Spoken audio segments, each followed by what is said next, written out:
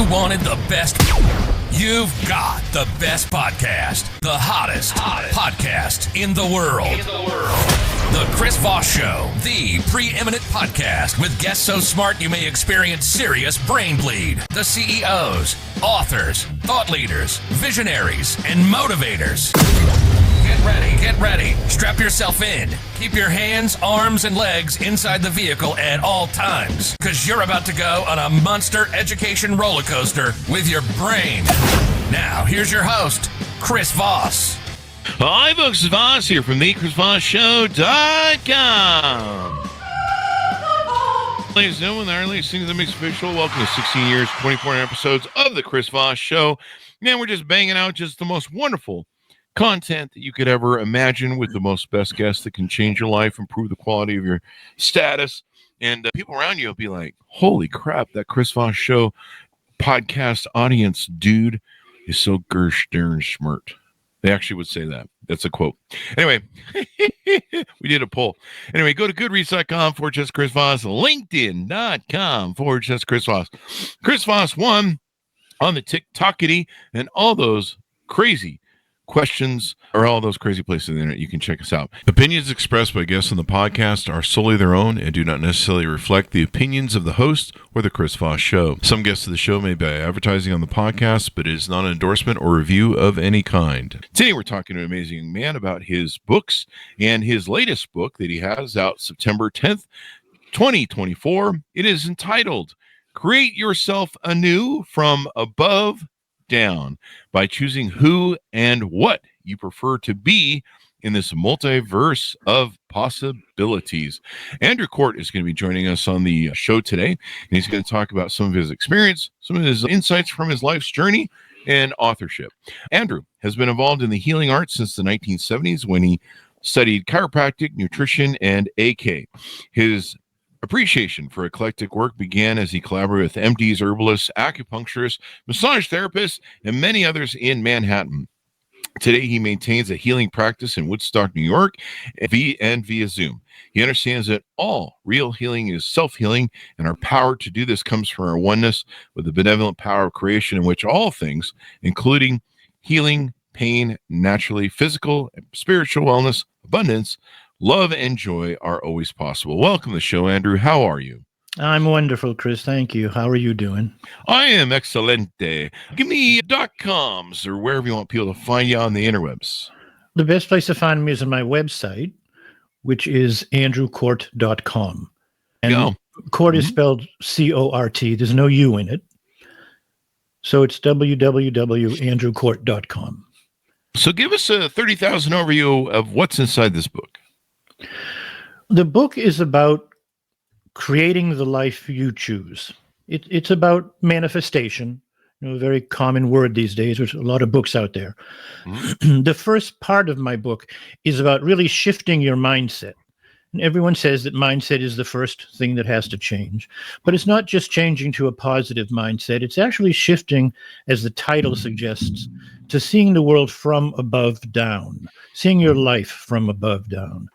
So it's shifting your mindset from thinking that what you need to do to create the life you want is fixing all the problems that you have, to shifting to the sacred divine being that you really are. And from that high place, that's where the real power to create comes from. That's where you're a creator, when you're part of the divine creation. So I shift people's mindset to understanding that appearance is not reality, and that there are different interpretations of scriptural ideas and spiritual ideas to make you remember who and what you really are. And it's not that you're not part of this world, but you're not of this world. You come from a higher place. And when you take your stance there and remember that, then you have real power. The second step after shifting the mindset is then to clear away all the debris of things that are in the way, blocking you and sabotaging you, that stop people from getting what they want. And that's just clearing the path. And then, and I think really sufficiently only then when the mindset is switched to a higher place of being and all that psychological debris is cleared away, then you use the tools of manifesting what you want. Then you use affirmations and visualizations and gratitude journals and practicing happiness and practicing confidence and feeling worthy and all those pieces. And then the final 3 very short chapters of the book, once that's all done, there's one on abundance, one on healing, and one on love. Mm-hmm. And so when you say the divine, when you say, manifesting from above, is that applicable to any certain religion? There's kind of a lot of religions to that effect, and or is it religious? You mentioned we live in what was here, let me pull the title here that I have. The multiverse. Some people think of the multiverse as thinking that we live in some sort of simulation. What does that refer to in your mind and how you put it forward in the book? The multiverse is this very ancient idea which has been revived in modern science since the 50s, when I think the word was first used by a quantum physicist. Mm-hmm. And Neil deGrasse Tyson talks about we live in a multiverse. It could be used, different words that probably mean the same thing are multidimensional, different timelines, but there are all these different existences going on at one time. There's a wonderful analogy, I think, to a multiverse. Thinking of it like a television set. You're in your living room and you're watching Channel 4, and the telefrequency on the set, or that your remote is sending out to the set, brings in Channel 4. And that's all you see, is what's happening on that frequency. But there are shows running on Channel 5 and 6 and 7 and 100, and these days hundreds of shows running all at the same time, but you don't see them or experience them unless you change the channel. And changing the channel is changing the frequency that you send out, and that means changing yourself, your inner vibration, so that if you vibrate and your frequency matches a life of wealth and happiness, you draw yourself into that experience, which already exists, but you're not seeing it. And you don't fix your life, you change yourself, and you draw yourself into that new life. So what gave you the reasoning to write this book? What was the motivation behind it, or epiphany where you're like, I need to put this pen to paper? I've been interested in spirituality for many, many years. I'm 74 now. I think my first move into spiritual ideas was when I was late teens, early 20s. But there's been a lot of changes during those years. And simultaneously with my interest in spirituality, I started out in my early 20s with a lot of very serious health issues. I contracted or developed a very debilitating arthritis. Oh, no. And when I was 23 years old, I was living in central New York State, and I went up to Upstate Medical Center in Syracuse, very good very good medical school and hospital, to get help. At that time in my life, I always figured the doctor will know what to do and just do it, and you'll be all better. That turned out not to be. But I went, and what they advised me to do was to take about 10 aspirin a day. 10 aspirin a day? Wow. Yeah. And I did that, and I didn't feel any better, and I went back, and they suggested 12 and then 15. What? I kept going back, and when they got to 20, when they suggested I take 20 aspirin a day, and I'm smart enough to be figuring already, I got enough problems. I don't need bleeding ulcers. Yeah. So this isn't going to work. Yeah. Don't you have anything else you can offer me? And this doctor, and to be fair and transparent, he was a young intern, not a lot of experience, I guess. But he was a graduate of medical school, and he was my doctor there. And he told me that they did have some medicines that were much more powerful and could probably make me feel better, but he didn't want to give them to me until I was bedridden. Jesus Christ. And I was 23 years old, and I said, bedridden? When do you think that'll be? And he said, the way this is progressing, probably within about a year. Wow. I walked away from medicine at that point. I started getting into holistic ideas, got some help, not perfect health perfect help, but some help. Got very enthusiastic and went off to chiropractic school and practiced in Manhattan for 10 years. By the end of that 10 years, however, I was sad to have to just recognize that the arthritis did keep progressing. It had slowed down, but it was still progressing. And after 10 years, I had to give it up and went and did a whole bunch of other things in my life. Wow. But during all those years, I was pretty miserable. Yeah. I mean, I was pretty miserable because of my health. I was in pain and aching all the time, and I couldn't sleep.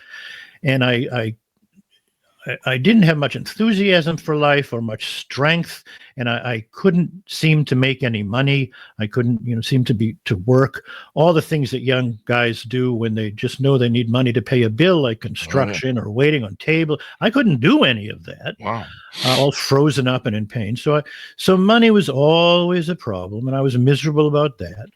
And between being poverty-stricken and in pain all the time, women weren't thrilled with me. So my relationship history was pretty bad. And overall, I was just a gloomy, unhappy man. Oh, wow. In my spiritual work, I came to the new idea, new to me, about 7 years or so ago, that maybe the purpose of life isn't to suffer and go through obstacles and grow and learn. Maybe it's really the experience of being happy and grateful and enjoying this incredible life. And what you have, right? Yeah, and then I asked, I noticed that if that's the case, I'm not very spiritual at all. Because I am not happy and grateful and feeling wonderful about this magnificent life at all. And then I thought to myself, something that I had heard before but had never been willing to embrace. And I said to myself, what if all these health issues and relationship and abundance and poverty issues, what if they're not making me sad and miserable at all? What if I'm unhappy and miserable and that's what's causing all these things in my life? So with that switch in my psyche, I started focusing on finding ways to make myself feel happy. Despite anything going on around me, happiness is something I realized you don't wait for when the world finally gives you what you want. Happiness is something you create. It's an inner effort and an inner change. And then I went on to, joining that with gratitude, building up my courage and confidence and finding faith. And not faith in an external deity and not faith in any particular religious tradition, but faith in myself and my possibilities and the divinity of this world, that it's all good and it's all wonderful. And I can believe in myself and believe in life. So I went through all those changes and everything got better. And my health right now, I'm 74 years old. It's better than I've been since I was 19. I'm making more money than I've ever made in my life. My romantic life is really good. Everything just got better and frankly wonderful. And it was because you focused on it, maybe. Yeah. And maybe it was because you focused on that? Do you think that was the turning point? Wow. Yeah, it was focusing on it. It was changing myself. One of the things I did was I started using a lot of affirmations, which were reminding me of things that is not how I usually thought about things. But I didn't just say these affirmations now and again. I actually made myself some slideshows online with one affirmation after another.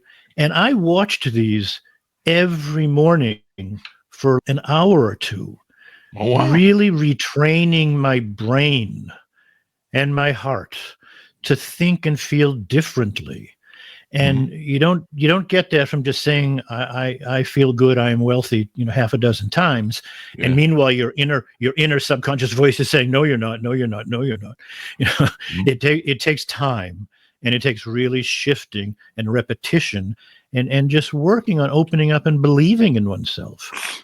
Believing in oneself too. It sounds like you were kind of reprogramming yourself, basically. Creating a new engineering in your mind, and then also maybe the visualization of what you're working to, the visualization helps with the kind of manifestation, because your brain goes, okay, this is what he wants. Let's help him get here from there, or there from here, I should say. So it sounds like that's kind of what that did for you. Yeah, and it is rewiring oneself. Mm-hmm. So that one stops repeating all the negative, unnecessary lies about how unworthy and horrible I am. Ah, You rewire those messages. mm-hmm. And I mentioned affirmations. I also use a lot of visualizations. Mm-hmm. And the wonderful thing about visualizations, my dad was a salesman, and I remember him telling me that he would stand outside the door of a client for several minutes before knocking on the door. And he'd picture himself having a really successful meeting with this guy and getting a sale. And he'd get that image embedded in his mind, and then he'd knock on the door. And he always did much better than when he didn't do that. Yeah. And now we know that when you visualize something vividly and maybe over and over again, your brain doesn't know the difference between a physical world occurrence and a vividly imagined occurrence. Your body gets the same chemical changes. Your emotions shift the same way. It doesn't know the difference. So if you just keep repeating, visualizing the life you want and how you want it to be, that's part of rewiring your subconscious mind and your brain and your heart as well. Yeah. What you focus on is what you get. There's two people. Yeah. I think this is for Anthony Robbins. There's two people that can go to a party, and depend upon their filters and how they see things, one person can see people that are, no one's having fun at the party, everyone's bored. And another person can see the life of the party, where everyone's having fun and everyone's enjoying, the party, and they'll both come away with two different perceptions of that party. Yeah. One will come back and go, oh, that was I saw nothing but people having a bad time. And what's interesting is, depending upon you, either perception is true technically, but it can shape your future. And what you tend to focus on, I think enough motivational people have taught us this, or talked about it. What you focus on is what you get. So if you focus on, I'm miserable, I'm horrible, I'm unworthy, or whatever your spin is, we sometimes have that ego mind that likes to beat the hell out of us. There you are. So tell us a little bit more about you and your journey. When did you first start writing books? How many books do you have? I have 11, I think, right now. Congratulations. Yeah, thanks. I started, my first book was in the late 1980s, and it was my years in New York City practicing chiropractic and doing a lot of holistic work. And that book was about holistic health and environmental issues. And then I didn't write again until many years later, in the maybe the late 90s. I'd written a master's thesis when I was quite young on the history and philosophy of science. And I found this a very interesting thing, and I knew that one day I was going to get back to this subject, and I did in the late 90s. I got back to it and I started writing, and it took me on a journey that I wasn't expecting. As I was writing, and then something new would come up, and then something new, and I ended up thinking that I was writing kind of a history of ideas. And I got to a point after talking about the Greeks where I decided that I really should talk about Genesis and the Hebrew tradition a little bit, because it has such a huge effect on Western civilization. And I should say something about it, even though it wasn't really my interest at all. So I went back and I read Genesis. And as I'm reading these words, they opened up a whole new meaning to me. I wasn't interested in the alleged history, and I wasn't interested in the fantastic images of miracles and completely irrational things. And I wasn't interested in the social messages about morality and how to behave in society, which are so contradictory throughout the scriptures. None of that was what I found really interesting. What I found interesting was the symbolism that the stories represented. And what I found was that this, just to try and put it in a nutshell, the story of the Hebrews traveling from enslavement in Egypt to freedom and communion with God in the promised land, that journey is as symbolic expression of instructions for my inner journey from being enslaved to this material consciousness to reaching spiritual awakening and communing with divinity. Mm-hmm.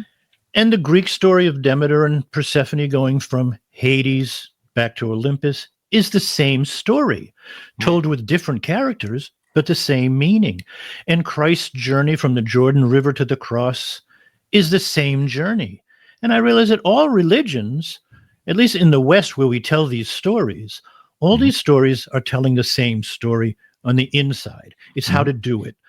It's not about those people walked from here to there on Tuesday. It's about what you're doing in your life right now and where you want to go next. So several of my books are about that. I wrote about the scriptures, and I wrote about the Quran, and I wrote about mythology in Greece. And one of the things I discovered was that at every step along the way, there's a male and a female aspect to the story. It's not just Abraham, it's Abraham and Sarah. It's not just Isaac, it's Isaac and Rebecca. It's not just Moses, it's Moses and Miriam.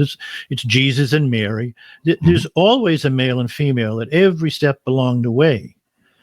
And the stories of the women in the scriptures are usually ignored or belittled as unimportant. But if you really dig into them symbolically, they're just extraordinary. And so I wrote a little volume just taking those stories of the women in the Bible and what those stories mean psychologically and spiritually. So I added that. A few other things, and then I didn't write for a while. Then I wrote a book of essays on American cultural life and the result of our losing so much of our spiritual world into either a purely economic and commercial world or on the other extreme, a fundamentalist spiritual world. And it takes away real spirituality and what's happened to the country. And I wrote essays about that. And then a few years went by again, and then I made the change in my life that I was telling you about before and wrote this book, which came out this past fall. All right. So what do you hope people come away with when they read the book and see what's inside of it? I hope they come away with one, recognizing deeply and earnestly how magnificent we all are. That one is a truly sacred divine being with all possibilities, beloved by the universe, and filled with all the power of creating the life that we want to have. And that we are just such extraordinary beings, despite so much of society telling us to be timid and shy and not to go for what you want and to not do this and not do that and not feel proud of your life and excited about life. And I hope to get people past that. And then I hope to give them a lot of tools to really make those changes. This book doesn't explain, it awakens. And a conversation with your soul, guiding you to your limitless potential and all your creative power. That was from a review someone left. Oh, okay. And it builds out master spiritual techniques that give birth to your higher self. Do you want to tease out a few of the techniques you offer in the book? Yes. The first one is actually a clearing away of limiting beliefs. And I do that. I describe it in the book, and I do it with my patients by getting them into a deep meditative state. Doing a kind of countdown to get them into a theta hypnotic kind of state. And then having them ask their own higher self some questions when they're in a state where they will listen to responses from their higher being. And the basic two questions are, what am I believing about myself that's making me stuck in this situation that I don't want? And hearing what your higher guidance tells you. And the other basic question is, what am I afraid would happen if I became who I really wish to be? And again, listening for what your higher guidance tells you. Then moving on to, I have a short chapter on each of all these tools. So there's affirmations and how to do them well, how to do them right, how to do them most effectively. Visualization, same thing. Learning to be creative and not reactive to the world, maintaining one's equanimity, learning to do that and not just reacting to the world and sending out negative vibrations every time someone cuts you off in traffic. At the same time, being gentle with yourself and realizing you're human. But learning to not react, learning to feel gratitude. And in my work with gratitude, after working on, I can be grateful for this, I can be grateful for that, and all these things in my life that I could be grateful for, finally getting to the place where I realize I'm grateful to be alive in this magnificent universe. Yeah. I'm grateful for all of it. Thank you for this extraordinary experience. And that needed to be backed up with some self-confidence and, getting rid of feelings of unworthiness. Mm-hmm. I have tools for that, tools for feeling courageous in life. Mm-hmm. And then faith and prayer. And the interesting thing to me about prayer is they're really just affirmations. Prayer should be said the same way, a positive, present experience of having and being, not wanting and trying, but having and experiencing it. It's a bit more devotional and comes from your heart than affirmations that come from your mind. Mm-hmm. So it's rewiring one or the other. And one of the interesting things I learned about faith that made me explore that in my life was one of the things Jesus says, I think it's in Matthew, he says, when you pray, believe that you already have what you're asking for, and it will be yours. Mm. And that's what I think he meant about faith when he healed people and said, your faith healed you. He didn't. He said, you had faith that you have what you want, and now it's yours. Mm. We've had Olympian coaches on the show and a number of other people that talk about, getting the best results out of yourself. And a lot of times at those Olympic events or in fitness related, I guess, sports related events, they'll walk through it in their mind. They'll visualize it in their mind and they prep their mind so that, there's good examples of the Super Bowl. They say one of the problems with the Super Bowl is when you first get on there, it takes you about half an hour to get your jitters out. Cause you're in this, you grew up dreaming of playing in the Super Bowl. You're finally here. You've done the work. You're beaten up after a year of playing the game. And, at least for that season. And here you are, you're in the show and it can throw you because it's, your dream is at the doorstep and you've got to make it happen to get it through the door. And, and so sometimes in that first 20 minutes, 15 minutes, half an hour, we've seen whole games go unrepairably wrong for somebody. But the visualization helps you when you get there, approach any sort of one of these events or whatever you're trying to do, you feel more comfortable because you feel more at home in that space because you've walked through it in your mind. And a lot of Olympians, I think we had some Olympic coaches on, and they would train that with their athletes. They would visualize it. They would see themselves winning. They would see themselves standing on the final thing, and because of it, they would get better performance out of themselves. Absolutely. And I would say that salesmen and athletes have been using this for years and years, maybe before other people got to realize the value of it. One of the first experiments, maybe the first experiment, was back in the 70s. A psychologist, I can't remember his name, sorry, it's in my book. He took a group of young teenage boys who loved playing basketball, and he had them shooting foul shots. Mm-hmm.